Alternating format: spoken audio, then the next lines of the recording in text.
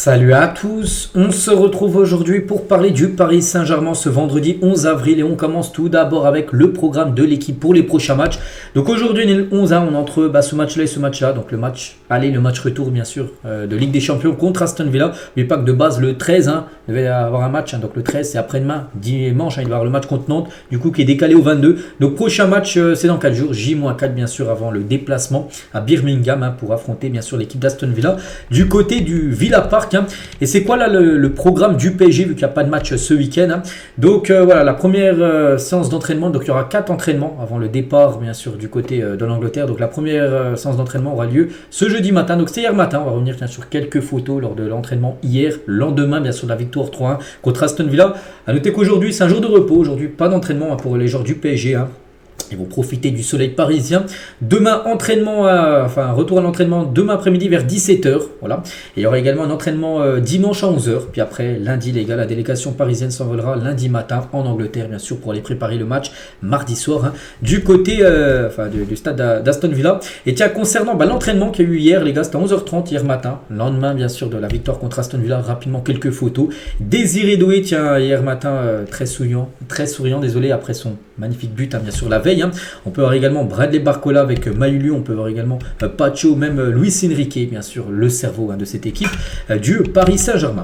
Et pour revenir sur cette performance du PSG contre Aston Villa, on va continuer bien sûr à apprécier ce qui a été fait par l'équipe parisienne. Regardez à l'étranger ce qui a été dit sur le PSG, The Indépendant. Donc le PSG a donné la leçon à Villa.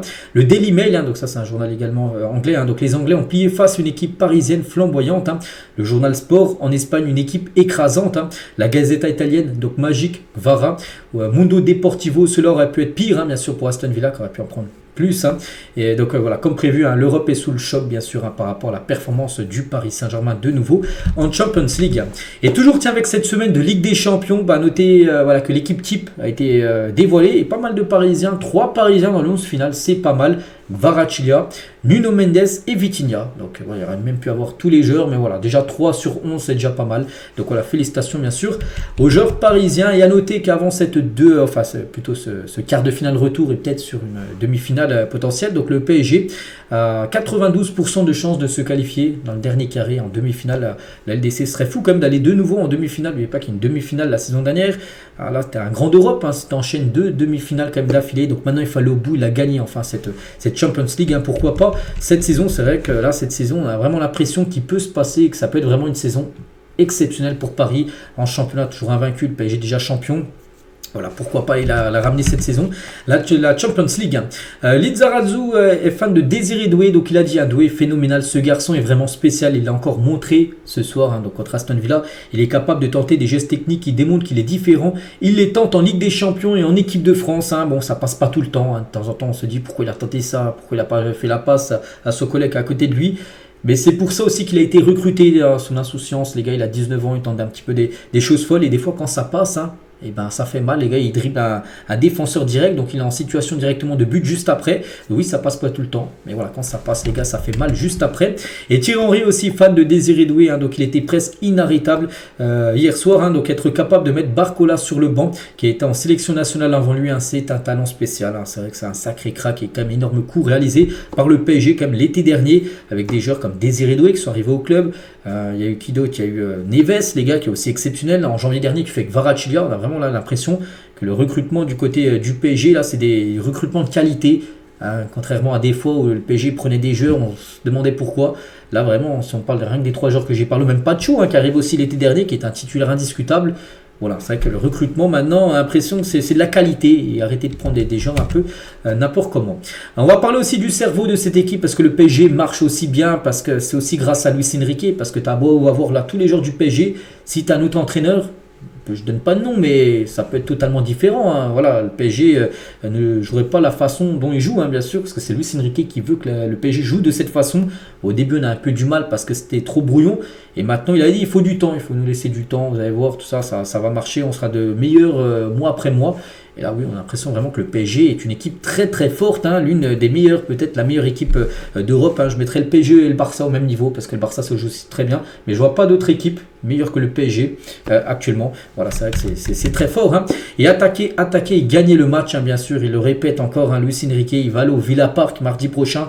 pas pour jouer le match nul vu qu'il y a 2 buts d'avance, hein, non, ça sera pour aller bien sûr gagner la rencontre et se qualifier pour les demi-finales. Hein. Et parmi les entraîneurs ayant dirigé au moins 50 matchs de Ligue des Champions, Luis Enrique affiche le meilleur taux de victoire, 63,8%. Il fait mieux que Pep Guardiola, même Luis van Gaal.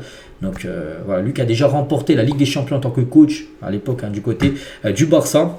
C'était il y a 10 ans, en 2015. Donc là, il faut qu'il le fasse 10 ans après, cette fois-ci avec le Paris Saint-Germain. Et tiens, en parlant du Barça, parce que voilà, on va pas se mentir, hein, si vous regardez un peu le football européen, on sait que le Barça aussi, ça tourne très bien. Ils n'ont pas perdu en 2025.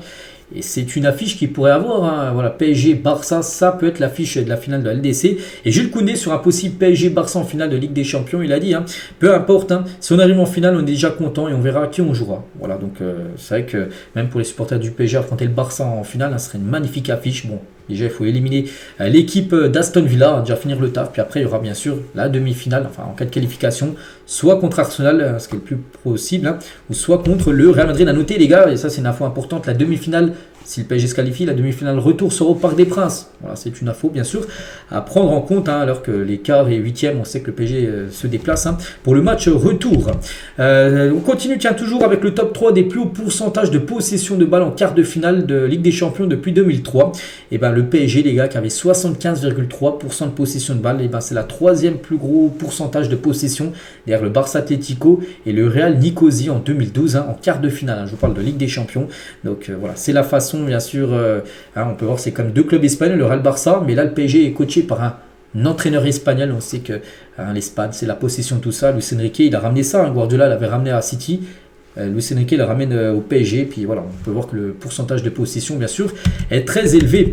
Sur les 7 fois où il a été mené au score en 2025, le PSG, 7 fois comme Paris a été mené, hein, en ce début d'année, le PSG a renversé la situation à 6 reprises, hein, c'est quand même exceptionnel. Luis Enrique et son staff ont vraiment réussi à faire passer un cap sur le plan mental, ça c'est totalement vrai, parce qu'à l'époque, les gars, le PSG était mené et c'était fini. Hein. Mais là, 6 fois sur 7, le PSG a su renverser le match, hein. Donc là, contre comment dire, là le match avant-hier, bien sûr, perdait 1-0 contre Dunkerque aussi, hein. Le PSG perdait 2-0, ils ont gagné le match contre Saint-Etienne il y a aussi pas longtemps, le PSG perdait 1-0, ils ont gagné le match après 6-1 contre Manchester City, Paris perdait 1-0, ils ont gagné 4-1. Il y a seulement une fois où le PSG a été mené, c'est Liverpool. Le PSG n'a pas réussi à renverser le match, hein. C'était lors du match aller, bien sûr, de Champions League, hein. Enfin le 8e de finale. La force mentale parisienne aussi trouve ses fondamentaux là dans la confiance immaculée dans le plan de jeu aussi de Luis Enrique, hein. Peu importe la physionomie de la rencontre, les joueurs s'en tiennent au plan de base. Peu importe ce qui se passe, même si tu es mené, tu vas pas faire n'importe quoi, tout changer. Non, tu continues à avoir la même philosophie de jeu, en gros, que Luis Enrique veut depuis le début du match, hein, et ne lâche donc rien jusqu'à ce que ça tourne en leur faveur. Donc voilà, puis souvent ça tourne en leur faveur, comme j'ai dit, hein, avec ce retournement de situation de PSG, hein, a souvent produit depuis le début d'année. On va parler d'un joueur qui est exceptionnel, hein, c'est Kvaratskhelia. Voilà. Vara, les gars, il est quand même très bon, hein, on le savait déjà, mais là maintenant on le voit encore plus, hein. Moi souvent je regardais un peu Naples, hein, ce qu'il donnait, hein, l'année du titre de Naples est exceptionnelle avec Osimhen, et là maintenant quand tu l'as dans ton propre club, voilà, avec Paris, tu vois vraiment que c'est un top player, et contrairement à d'anciennes stars du club, hein, Vara a déjà montré son impact dans les grandes soirées européennes en espace de 2 mois. Voilà, Vara au rendez-vous, hein, bien sûr, donc contrairement à d'anciennes stars du club, hein, par exemple des Léo Messi, voilà, des joueurs qui sont arrivés aussi pour être présents dans les grandes soirées européennes. C'est que Messi, les gars, n'a jamais fait une grande soirée européenne avec le PSG, hein. Voilà, il a souvent passé à côté de ses matchs. Donc Kvaratskhelia, lui, répond déjà présent. Contre Liverpool, il avait été exceptionnel. Là, contre Aston Villa, le match est exceptionnel. Donc voilà, des statistiques, hein, que vous pouvez voir, hein, sur Kvaratskhelia. Et tiens, toujours avec Kvara, hein, donc je pense qu'au cours des 2 prochaines années, hein, Kvara peut certainement devenir un joueur du top 5 mondial. Vraiment un joueur qui est l'un des meilleurs au monde, et s'il continue, pourquoi remporter un ballon d'or après, voilà, vu qu'aussi après il joue avec les Géorgiens, il faudrait que la Géorgie aussi gagne une grande compétition, c'est un peu plus compliqué, mais en club, les gars, il peut bien sûr figurer, avoir une très belle place à un ballon d'or, hein. Donc il apporte quelque chose de très spécial au PSG au cours de l'année et demie à venir, hein. Il aura une très très bonne chance de gagner, bien sûr, la Ligue des Champions, on espère, hein. Je travaille avec lui depuis 2023, il n'a cessé de s'améliorer, par exemple, hein, lorsque nous nous entraînons en Géorgie pour préparer un match, hein, il est toujours le dernier à quitter le terrain à l'entraînement, il est très professionnel, hein. Il veut toujours s'entraîner à tirer, à faire tout ce qu'il peut faire pour se bonifier, pour s'améliorer en gros. Même lors des réunions, il pose toujours des questions sur l'adversaire. Pour moi, ce n'est pas souvent le cas, hein. Il s'intéresse bien sûr à contre qui il va affronter. Il y a des joueurs, ils ne savent même pas des fois ils jouent contre qui. Bien sûr, leur prochain match, lui s'intéresse à savoir c'est qui l'adversaire, contre qui il va jouer, tout ça. Voilà, il s'intéresse en gros. Donc les meilleurs ont toujours cette capacité à apprendre. C'est une personne très très humble. Il ne se prend pas, enfin il ne se rend pas compte à quel point il est bon. Donc c'est l'adjoint de Willy Sagnol, en gros, qui a dit ça sur... Willy Sagnol, c'est le coach de la Géorgie. Donc c'est son adjoint qui a délivré ça en interview. Et en interne, Enrique Campos voulait assembler toute la panoplie des attaquants. On dirait qu'ils sont en train de réaliser leur rêve, bien sûr. Avec Vara, je pense qu'il manque encore un 9 comme dans ce PSG, parce que oui, le PSG il joue avec Dembélé, ok, mais je pense qu'il manque vraiment un finisseur. Par exemple, je sais pas, tiens, un Harry Kane qui serait arrivé, je sais pas, l'été dernier. Je pense que ça aurait été la recrue parfaite. Il manque vraiment un 9 pour finir vraiment cette attaque parisienne avec des genres de couloirs. Très bon, il manque vraiment maintenant un grand finisseur. Et Alain Roche tient sur Vara, donc son adaptation est spectaculaire. Il arrive dans une équipe qui a la possession et qui cherche beaucoup à provoquer sur les côtés ce qu'il préfère. C'est un genre de couloir, on le sait.